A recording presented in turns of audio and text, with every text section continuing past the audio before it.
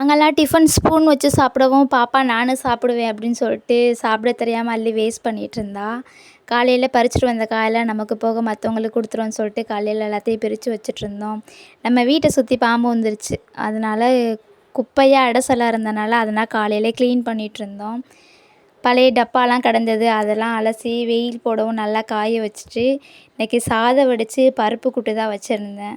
மீன் வரும் பார்த்தா போட்டு கட்டிட்டாங்க போல், அவ்வளோவா வரவே இல்லை. பாப்பா பருப்பு நல்லா சாப்பிடுவா, அதனால் பருப்பு வச்சுட்டு இந்த மழைக்கு கண்டுக்கவே இல்லை. அந்த வத்தல்லாம் ஒரு மாதிரி போயிடுச்சு. அதை மறுபடியும் எப்போது வெயில காய வச்சுட்டு அது ஒரு ரொம்ப மாங்காய் வத்தல்னால் ரொம்ப பிடிக்கும். அது ரொம்ப ஒரு மாதிரி போயிடுச்சு.